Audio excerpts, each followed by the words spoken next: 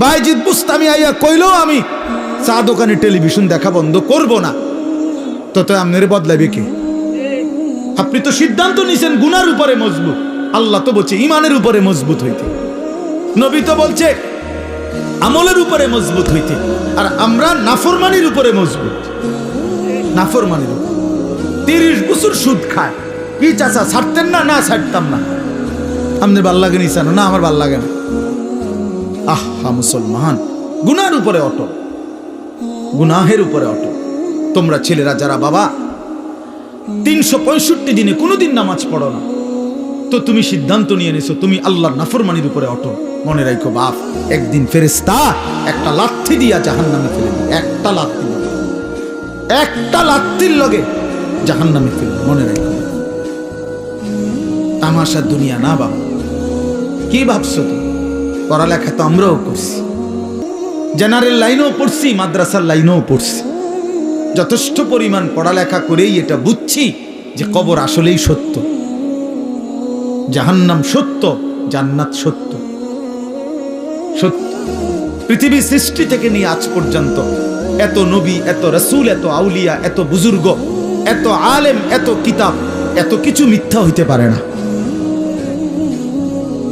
এত কিছু মিথ্যা হইতে পারে না। মিথ্যা এতদিন চলে না, মিথ্যা কথা এতদিন টিকে না। অতএব 1450 বছর থেকে আমাদের নবীর আমল থেকে প্রতিনিয়ত আল্লাহর কথা, কোরআনের কথা, আখিরাতের কথা, কবর হাসরের কথা বলা হচ্ছে, এগুলো মিথ্যা। তাহলে তাহলে কেন ভুলে গেলাম আমরা? এই জন্য আমরা যদি সিদ্ধান্ত নেই যে আমরা আমাদের জীবন গঠন করব, আমি আল্লাহর দ্বীনের উপরে চলব, তাহলে সম্ভব। সম্ভব কিনা বলেন? এই জন্য আন্তরিক হইতে হয়। এই কথাটা বুঝাইলাম, মনোযোগী হইতে হয়।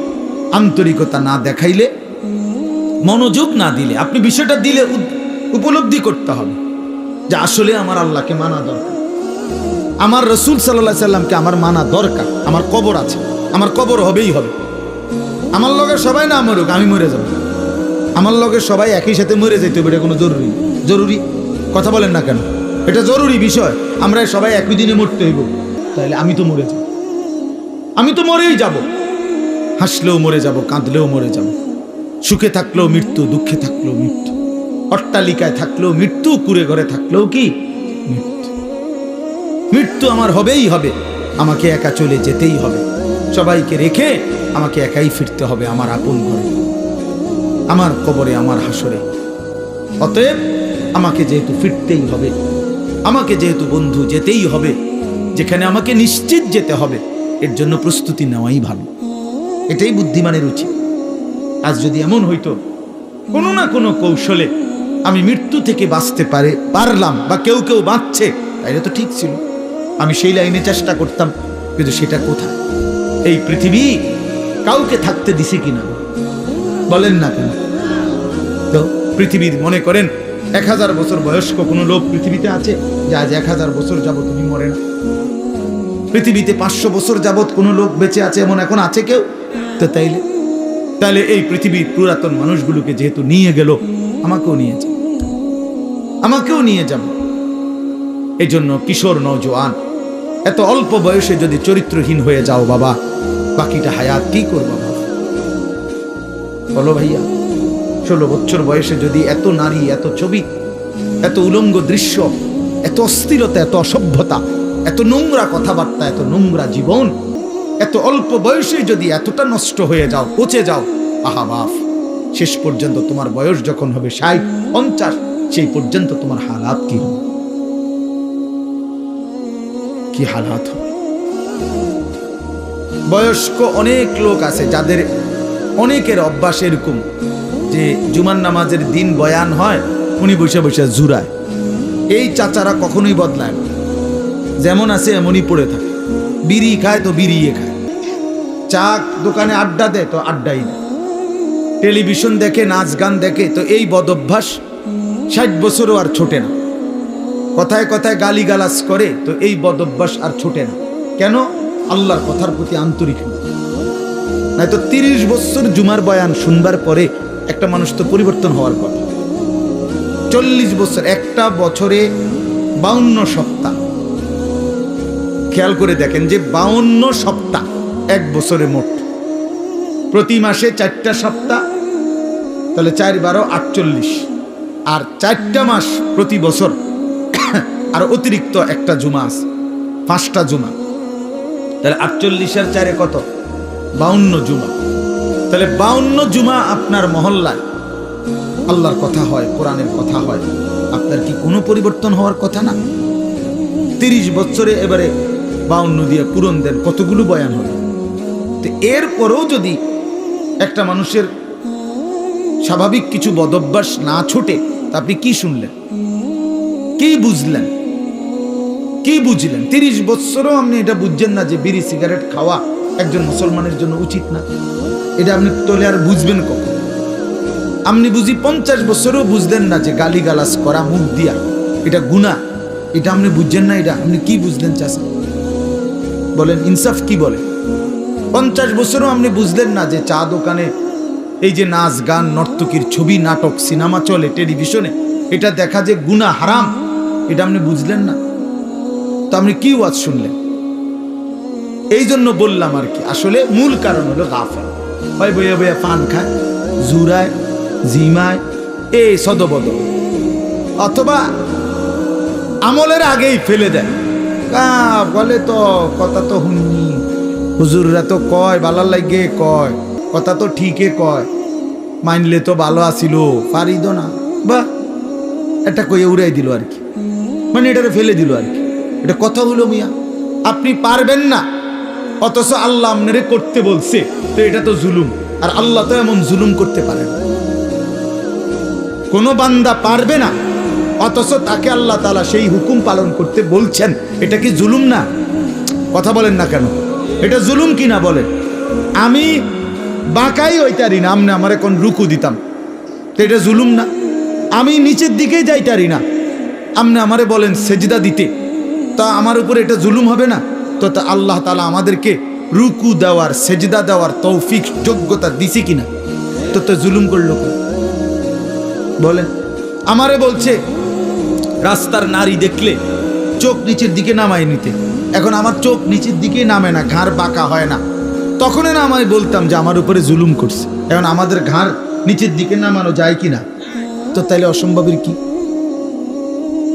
আমারে সুদ হারাম করছে, তো আমার জন্য কি ব্যবসা বা উপার্জনের বৈধ কোনো পন্থা রাখে নাই? কথা বলেন তো। তাহলে সমস্যা কোথায়? কোনখানে আটকাই গেলেন? আপনি পারেন না দে কইলেন, কিতা পারেন না? আপনি কি বিড়িখানা ছাড়তারেন না? আপনি ডাক্তার বললে ডায়াবেটিস রুগী, 30 বছরের অভ্যাস, যেই বেটার চিনি ছাড়া চা খায় না, সেই বেটা চিনি ছাড়া চা খায় না, তো এটা ছাড়লেন কেমনি? 50 বছরের অভ্যাস মিষ্টি খাওয়া, এই লোকটা ছেড়ে দেয় না ডাক্তার বললে? দেখ আপনার ডাক্তার বললে মিয়া সামান্য দুনিয়ায় বাঁচার জন্য এত কিছু প্রিয় জিনিস ছেড়ে দিলেন, ডাক্তার বলার কারণে গরুর গোশত খাওয়া ছেড়ে দিলেন, অথচ আপনি জানেন ডাক্তারের আব্বাও যদি বাইকটা দেয় আমনেরে, তারপরও তো আপনি মরে যাবেন। মরবেন না? কথা বলেন না কেন? MBBS ডাক্তার যদি বাইকটা দেয় আপনার শরীরের ভিতরে, আপনি মরতেন না? তো তাইলে এরপরও তো আপনি নিশ্চিত মৃত্যু আমাদের আসবেই। শতবার সেফ থাকলেও, শরীরের 1000 কোটি যত্ন নিলেও, 100 ডাক্তারের প্রেসক্রিপশন পরামর্শ মেনে চললেও মৃত্যু কি হবে না? তো তারপরেও তো এগুলো ছেড়ে দিলেন, তো জাহান্নামের ভয়ে গুনাহ ছাড়বেন না কেন? নষ্ট হয়ে যাওয়া সহজ, ভালো হয়ে যাওয়া কঠিন। কথা বুঝেন নাই কথা? স্রোতের সাথে ভেসে যাওয়া এটা সহজ, কিন্তু স্রোতের প্রতিকূলে উল্টা দিকে দাঁড়ায় থাকা কঠিন। কঠিন।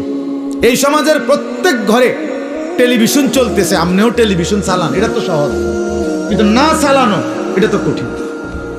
কথা বুঝেন নাই আপনি? না চালানোটাই না কঠিন, উল্টাটা কোনো কঠিন, মানে টিকে থাকা। এই জন্য আল্লাহ এটা বলছে, বান্দা নিজের যোগ্যতায় পারবা না, নিজের যোগ্যতায় পারবা না। মা যাকা মিনকুম মিন আহাদিন আবাদা, আল্লাহ বলে বান্দা নিজেকে নিজে পবিত্র করতে কখনোই পারবা না যদি আল্লাহর দয়া না হয়, আল্লাহর মেহেরবানি যদি না হয়।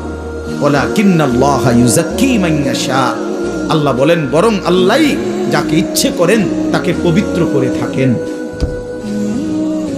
আল্লাহ করেন এটা, আল্লাহ করে, আল্লাহ করে, আল্লাহ করে। গুনাহ থেকে বেঁচে থাকার জন্য আল্লাহর তৌফিক লাগে, আল্লাহকে সেজদা করার জন্য আল্লাহ তাআলার তৌফিক লাগে। মালিক দয়া না করলে হয় না, আল্লাহ রহম না করলে হয় না। নবী সাল্লাল্লাহু আলাইহি ওয়াসাল্লাম 5 ওয়াক্ত নামাজের পরে দোয়া করতেন, আল্লাহুম্মা আইন্নি আলা যিকরিকা ওয়া শুকরিকা ওয়া হুসনি ইবাদাতিক। 3 বার বলতেন প্রত্যেক নামাজের ফরজের পরে। নবীজি এই দোয়াটা 3 বার বলতেন যে আল্লাহ আমি আপনার জিকির করতে চাই, আপনার শুকর আদায় করতে চাই, আপনার ইবাদত সুন্দরভাবে করতে চাই, আপনি সাহায্য করেন। এই যে আল্লাহর কাছে চাইতে হয়, আল্লাহ আমি সেজদা দিতে চাই ঠিক মতো, রুকু দিতে চাই সুন্দর মতো, কোরআন পড়তে চাই সুন্দর মতো, আপনাকে মানতে চাই সুন্দর মতো, আপনাকে ডাকতে চাই দিন রাত। আল্লাহ আপনার শুকর আদায় করতে চাই, আপনি আমারে তৌফিক দিন, আপনি আমারে তৌফিক দেন। আল্লাহ যোগ্যতা না দিলে বাপ পারবেন না, পারবেন। আমি একবার পাও ভাঙছিল 2021 সালে, 6 মাস আমি মাটিতে সেজদা দিতে পারি নাই, বসে বসা ইশারা রুকু সেজদা করতে হয়েছে। তো এই যে আল্লাহ তাআলা তৌফিক ছিনায় নিল, তা আমার কোনো ক্ষমতা ছিল সেজদা দেওয়ার? কথা বলেন না। এই জন্য দয়া করে কিশোর নওজোয়ান ভাই তোমরাও এটা বুঝো ভাই, নিজেরে নিজে নষ্ট করে দেওয়া, বরবাদ করে দেওয়া এটা সহজ, এটা সহজ। এই সমাজের সবাই মোবাইলে উলঙ্গ ছবি দেখে, তুমিও দেখো, সহজ বিষয়। কিন্তু নজর হেফাজত করা, চোখের হেফাজত করা এটা কঠিন। কিন্তু কষ্ট করে কেউ যদি হিম্মত করে তো আল্লাহ তার জন্য সহজ করে দেয়। আল্লাহ বলছে যে আমাকে ভয় করে গুনাহ ছেড়ে দেয়, আমি তার জন্য সর্বাবস্থায় আমি আল্লাহ তার জন্য রাস্তা করে দিই, আমি তার জন্য সহজ করে দিই। আগে আল্লাহর জন্য ফিরতে হয়, আল্লাহর দ্বীন মানার জন্য সিদ্ধান্ত থাকতে হয়, আল্লাহর দিকে আসতে হয়, ঝুঁকতে হয়, মনোযোগী হইতে হয়, আন্তরিক হইতে হয়।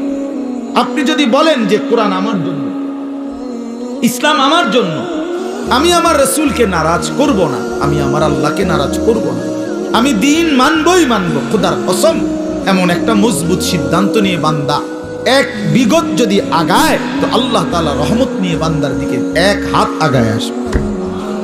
শর্ত হইল আপনি তো 1 বিগত আইতে হইল, আপনি দিল হইতে হইতে কারণ যদি একবার ব্যস্ত হয়ে যেতাম, কিতে ব্যস্ত, হ্যাঁ, বিড়ি খাইতে খাইতে আরে ভালো মানুষ তো সমাজে উঠতে গেছে, ও নাই, ও নাই, হ্যাঁ বড় ভালো মানুষ।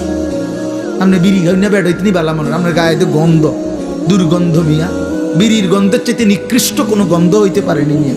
তাইলে কোন বিড়ি করতো পবিত্র মানুষ হইতে পারে না, কাউ না মিয়া, এতো একেবারেই অপবিত্র মানুষ, ফালতু মানুষ মিয়া, এতো বদ অভ্যাস।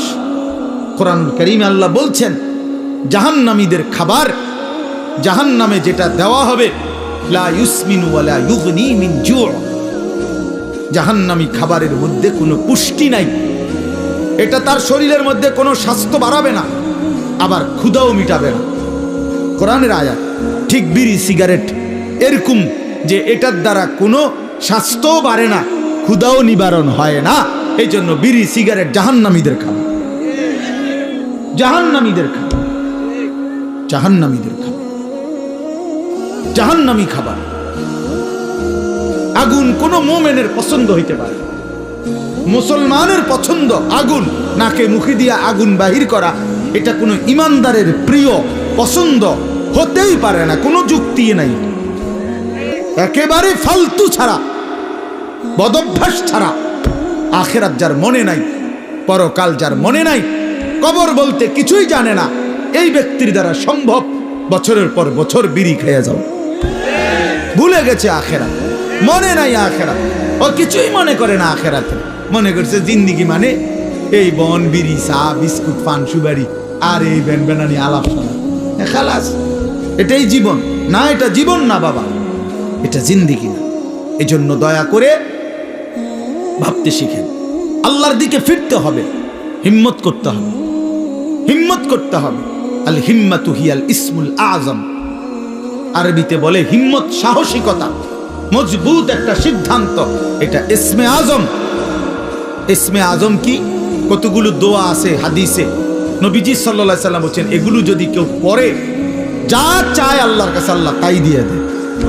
এর মধ্যে দোয়া ইউনুস একটা ইসমে আজম, লা ইলাহা ইল্লা আনতা সুবহানাকা ইন্নী কুনতু মিনাজ জালিমিন। আল্লাহর নবী বলছেন এই দোয়া বারবার যে পড়তে থাকে আর কোনো কিছু আল্লাহর কাছে চায়, তো আল্লাহ তাআলা তার সেই দোয়া কবুল করেই করে। কুল হুয়াল্লাহু আহাদ, এই সূরাটা ইসমে আজম, এটা একটা ইসমে আজম।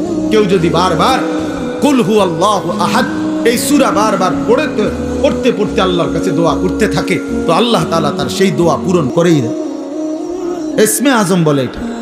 ঠিক আরবিতে বলে বুজুর্গরা যে হিম্মত, সাহসিকতা।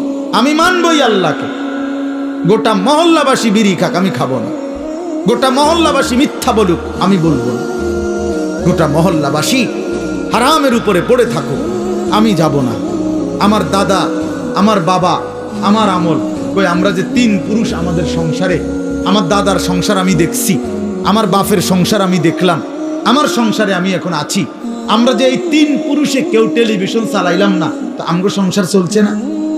আমরার বাচ্চা কাচ্চা সব অচল হয়ে গেছে। হ্যাঁ, আমনের গুণ একবারে গিয়ে বেশি বুদ্ধিমান হয়ে গেছে, আর আমরার গুলো চিরা খায়। হ্যাঁ বলেন, আমাদের বাচ্চা যে বছরের পর বছর টেলিভিশন দেখে না, তা আমরা রুলা অচল হয়ে গেছে নাকি? তাহলে কি দাঁড়াইল?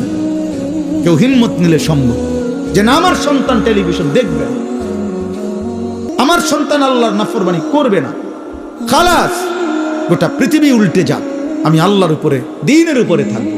এই যে হিম্মত ছাড়া হবে না বাবা।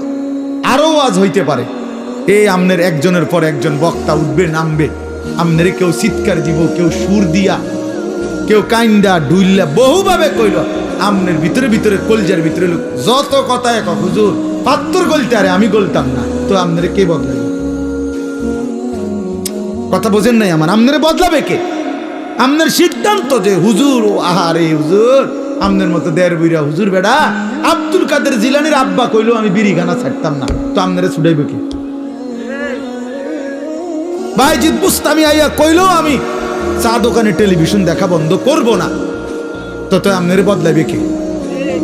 আপনি তো সিদ্ধান্ত নিছেন গুনার উপরে মজবুত, আল্লাহ তো বলছে ইমানের উপরে মজবুত হইতে, নবী তো বলছে আমলের উপরে মজবুত হইতে, আর আমরা নাফরমানির উপরে মজবুত। নাফরমানির উপর 30 বছর সুদ খায়, কি চাচা ছাড়তেন না? না ছাড়তাম না।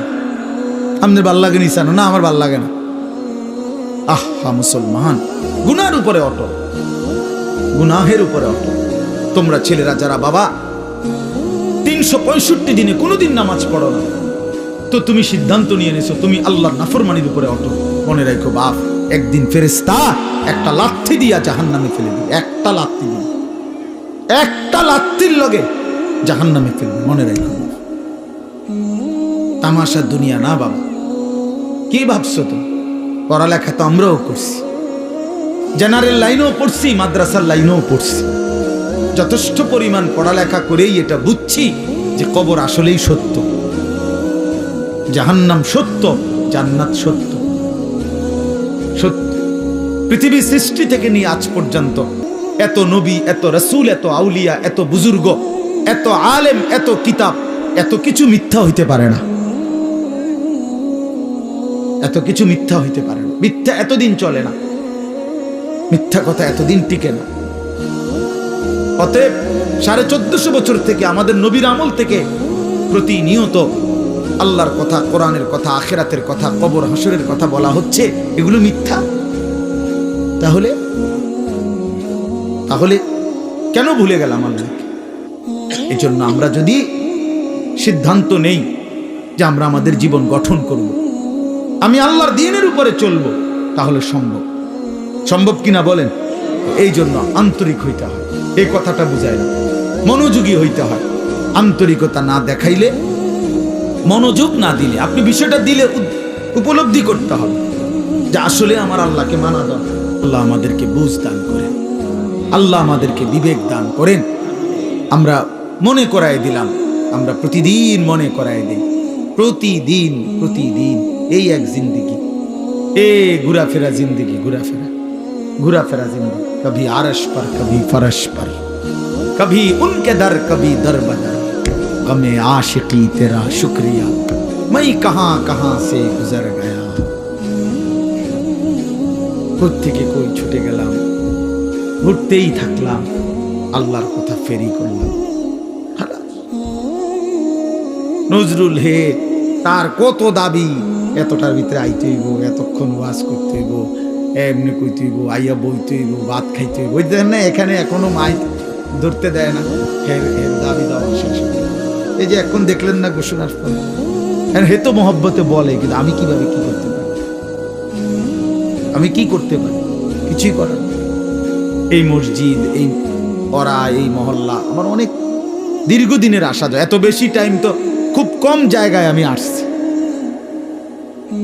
এজন্য আল্লাহ তাআলা আপনাদের এই ভালোবাসা আমাদের সবাইকে কদর করার তৌফিক দান করে। আমরা ইনশাআল্লাহ সিদ্ধান্ত নেই আমাদের জিন্দেগি সুন্দর করব, ঠিক আছে ইনশাআল্লাহ। জীবনটা যদি সুন্দর করার ফয়সালা নেই, আখিরাতের ফিকির যদি করি, আমাদের সামনে একটা বড় সুযোগ মাহে রমজান। বলেন আলহামদুলিল্লাহ। আর মাত্র একটা মাসও না, একটা মাসও না, আজকে 5 তারিখ চলে গেছে। এই মাস 28 মাস, তাহলে 1 মার্চ সম্ভাব্য রোজা। তাইলে 28 দিন থেকে যদি 25 দিন চলেই যায়, আরে 5 দিন জায়গা, আর আছে কত, 23 দিন। তাহলে সর্বোচ্চ 23 থেকে 24 দিনের ব্যবধানে মাহে রমজান, মাহে রমজান, মাহে রমজান। অতএব বাবারা আমার, বন্ধুরা আমার, বয়স্ক বাবা, আপনাদেরও জীবনটা আরেকবার ঘুরে দাঁড়াবার, নিজের জীবনের একটা হিসাব কিতাব করার একটা সময় মাহে রমজান, মাহে রমজান। আল্লাহ তাআলা কোরআনুল কারীমে বলছেন, ওয়াল তানজুর নাফসুম মা কদ্দামাত লিগাদ। প্রত্যেকেই আলাদা আলাদা ভাবে লক্ষ্য রাখো, খেয়াল করো বান্দা, আজকের দুনিয়া থেকে আগামীকালকের আখিরাতের জন্য কি পাঠিয়েছো, আজ হিসাব করো। আল্লাহর নবী সাল্লাল্লাহু আলাইহি ওয়াসাল্লাম বলেন, আল কাইয়িসু মান দানা নাফসাহু ওয়া আমিলা লিমা বা'দাল মাউত। প্রিয় ভাই, শোনো ভাই, নবী সাল্লাল্লাহু আলাইহি সাল্লাম বলেন, বুদ্ধিমান সে যে তার নিজের হিসাব করে এবং মৃত্যু পরবর্তীর জন্য আমল করে, সে বুদ্ধিমান। কোন নাফরমানকে তো দুনিয়া থাকতে দেয় নাই বাবা, শুধু শুধু আল্লাহকে নারাজ করে কি লাভ? নামাজ ছেড়ে দিয়ে আলাদা বেনিফিট কি? সুদ খাইয়া অভাব মিটে গেছে কার? কিস্তি লইয়া প্রয়োজন শেষ হয়েছে কার? আমি তো জিগাইছি বহুত জনের, বহু মানুষের। আমি তো ব্যক্তিগতভাবে কত মানুষের এখন না একটু বেশি ব্যস্ত। আগে তো আমি এই রাত্রে বিরাতে চা দোকানদারের লগে বইতাম, কথা করতাম, রাত্রে 1টা বাজে 1:30 বাজে মাহফিল থেকে আসার সময় কত মানুষের লগে কথা বলতাম, শুনতাম, জিগাইতাম। কই কারো তো কিস্তি চলে 4টা 6টা, অভাব তো যায় না। আজকের বাজার তো শেষ হয়ে গেছে রাত হইতে হইতে, তো কালকে তো আবার বাজার করণ লাগবে, তো প্রয়োজন শেষ হইল কই? কথা বলেন না। সোফা তো বানাইছেন ঠিক আছে, কিন্তু বছর খানিকের মাথার তো বার্নিশ উঠতে গেছে, কালা কালা দেখা যায়, যে এটা তো এখন বার্নিশ করা দরকার, তো প্রয়োজন শেষ হইল কই? দরজা তো প্লাস্টিকের লাগাইছিলেন বাথরুমে, 6 মাসের মাথার তো সিটকারি ফুরিয়ে গেছে, এন্দে কুদুর ভাঙ্গে গেছে, প্রয়োজন শেষ হইল কই? বলেন বাবা, প্রয়োজন শেষ হইল কোথায়? কই? কোন প্রয়োজনটা, কোন জিনিসটা অক্ষয় হয়ে গেল? না, এমন নাই। হযরত মাওলানা তারেক জামিল সাহেব বলেন, যারা পৃথিবী বিখ্যাত দাওয়াত ও তাবলীগের অন্যতম একজন মুরব্বী, উনি বলছেন যে তুমি যদি মাটিতে, ইঞ্জিনিয়ার এনা বলছে মাটি ভালো মজবুত, আপনি এখানে 10 তলা বিল্ডিং করতে পারবেন, বিল্ডিং মজবুত হবে, মাটি মজবুত, মাটির পাইলিং করতে পারবেন, সয়েল টেস্ট রিপোর্টে মাটি ভালো আসছে, মজবুত। কিন্তু উনি বলে, আপনি নিজে মাটির একটাবার জিজ্ঞাসা করেন না যে তুমি মজবুত কিনা, তুমি স্থায়ী কিনা। উনি বলে, আল্লাহর কসম, যদি বিবেক থাকে, কান থাকে, তাহলে মাটি আপনাকে চিৎকার করে বলবে, এই বন্ধু, তুই ভরসা করিও না আমার উপরে, আমি মাটি থাকবো না রে, আমি মাটি থাকবো না, আমি মাটি থাকবো না। ইসরাফিল ফু দিলে ইদা রাজ্জাতিল আরদু রাজ্জা, আল্লাহ বলছে জমিনের মাটি রেজা রেজা পাউডার পাউডার হয়ে ছিন্ন ভিন্ন হয়েছে। ইজাস সামাউন ফাতারাত, রব্বুল আলামিন বলে আসমান ভেঙে ভেঙে চুরচুর হয়ে পড়বে, যেন কাঁচ ভাঙতেছে। একটা 10 তলা গ্লাসওয়ালা বিল্ডিং যদি ভাঙে, সবগুলো গ্লাস কি পরিমাণ আওয়াজ হবে বলেন?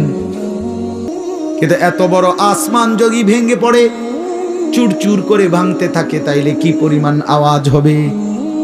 এজন্য রব্বুল আলামিন বলেন আল কারিয়াতু মাল কারিয়া, সেই বিকট ধ্বনি।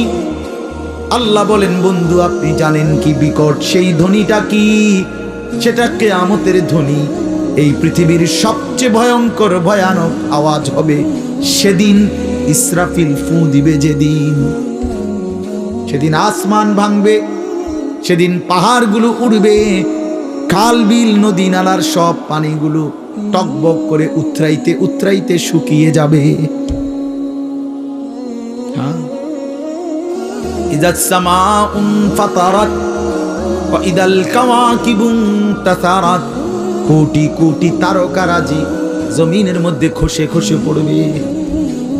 আমার হযরত আল্লামা মুফতি মুশতাকুর নবী সাহেব বলে যে ভেবে দেখেন তো, আমরা এখানে নিরিবিলি এখন মনোযোগ দিয়ে বসে আছি, হঠাৎ করে এই যে লাইটগুলো, এই শুধু এই লাইটটি একটা একটা করে ঠাস ঠাস করে ফাটতেছে, ভাঙতেছে মনে করেন নিজে নিজে। আচ্ছা কি পরিমাণ দৌড় শুরু হইব? হ্যাঁ, কির প্রধান বক্তার কির বিশেষ বক্তা, কথা বলেন না কেন? হ্যাঁ, বক্তাও তো আরো শ্রোতার আগে দৌড় দিব। বক্তা কেউ আমার আরেকটা মাহফিল আছে, আমি আজকে মরিয়া গেলে কালকের মাহফিল বলে। তো এই কয়টা লাইট ভাঙলে যদি এমন হয়, তো কোটি কোটি তারকারাজি যখন জমিনে খসে পড়বে, কায়নাতের অবস্থা কি হবে? পৃথিবীর অবস্থা কি হবে? এজন্য বন্ধু আমার বাপ, মাহে রমজান আমাদের সামনে, মহান আল্লাহ পাক রব্বুল আলামিন আমাদের সামনে কোরআনুল কারীমের আমি যে আয়াতটা পড়েছি, সূরা বাকারা 183 নম্বর আয়াত। এই সূরার 5টা আয়াত 183, 184, 185, 186, 187, এই 5টি আয়াতে আল্লাহ তাআলা সূরা বাকারায় রমজান, রোজা এবং রোজার গুরুত্ব বৈশিষ্ট্যের উপরে আল্লাহ তাআলা অত্যন্ত গুরুত্বপূর্ণ মৌলিক কথা কোরআনে বলেছে এই 5 আয়াত। এজন্য যদি কারো সুযোগ হয়, বিবেক হয়, যদি কারো রমজানের কদর মনে হয়, এই 5টা আয়াতের বাংলা তরজমা এবং সংক্ষিপ্ত ব্যাখ্যা পড়ে নিবে। তাফসিরে মাআরিফুল কোরআন আছে অনেকের কাছে, এখান থেকে পড়লেন। তাফসিরে তাওজিহুল কোরআন আছে, কিনতে পাওয়া যায় বাংলায়, পড়ে নিয়েন। অথবা আপনার মহল্লার কোনো মসজিদের ইমাম সাহেব, আলেম সাহেবকে জিজ্ঞেস কইরা আপনি কমপক্ষে এই 5টা আয়াত যদি শুনে নেন, বরকত হবে। কোরআন শরীফে আল্লাহ তাআলা বলছে 5টা আয়াতে ধারাবাহিকভাবে সূরা বাকারার 183 নম্বর আয়াত থেকে 187 এই 5টি আয়াতের মধ্যে আল্লাহ তাআলা মাহে রমজানের উপরে অত্যন্ত গুরুত্বপূর্ণ কথা বলেছে, বিস্তারিত কথা বলে দিয়েছে। আর এই সবটা কথার মধ্যে একটা আশ্চর্য কথা কোরআন শরীফের এই সূরা বাকারার একটা আজীব জিনিস শুনেন।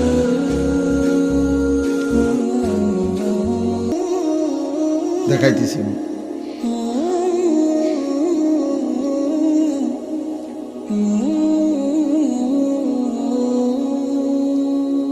এই যে 183 নম্বর আয়াত।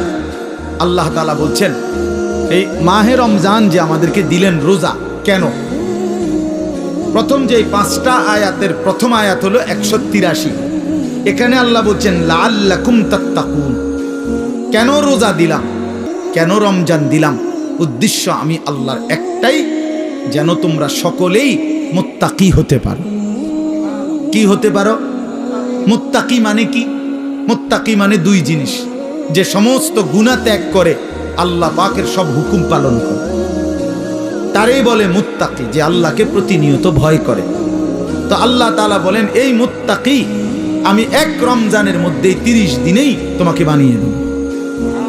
দেখেন 5 নম্বর আয়াত, মানে যেখানে গিয়ে কথাটা শেষ করছে 187 নম্বর আয়াতে, 5টা আয়াত বললাম না?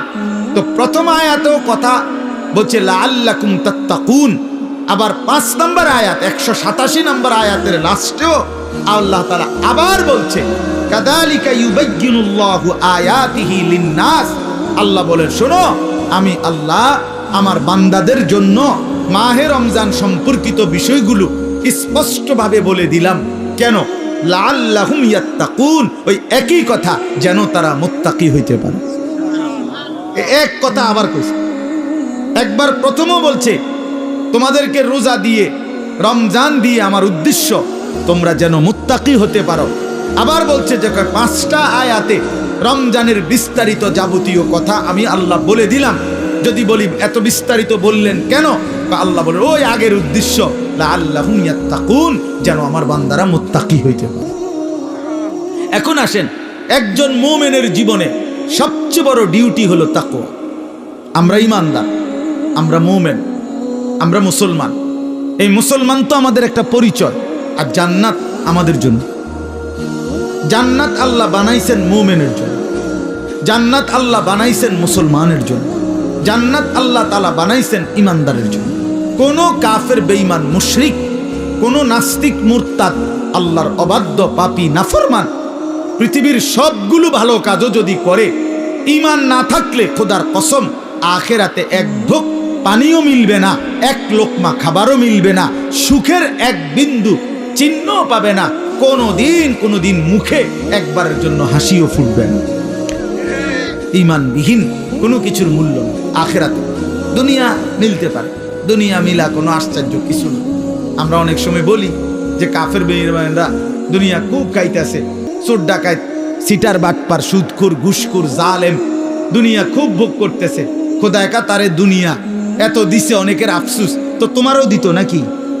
তুমি শোনো নাই যে আল্লাহ যে বলছে জালেমকে, নাফরমানকে, বেঈমানকে আমি দুনিয়া দিয়ে দিলাম, ওমা লাহু ফিল আখিরাতি মিন খালাক, কিন্তু আখিরাতে তার কোনো অংশ নাই। তো আপনার জন্য এটাই ফয়সালা হোক। ওম্মা তো আপনি তো দোনো তালে আছেন, কথা বোঝেন নাই কথাটা। আপনি যদি ফয়সালা নেন আখিরাত থেকে নিবে, তো এখন ছেড়ে দিতে হবে। এখন কি করতে হবে? আসসালামু আলাইকুম। আমাদের ইউটিউব চ্যানেলে প্রতিনিয়ত ইসলামিক শিক্ষণীয় ভিডিওগুলো আপলোড করা হচ্ছে। সবার আগে ইসলামিক ভিডিওগুলো পেতে চাইলে আমাদের ইউটিউব চ্যানেলটি সাবস্ক্রাইব করতে পারেন। ভালো থাকবেন, ধন্যবাদ।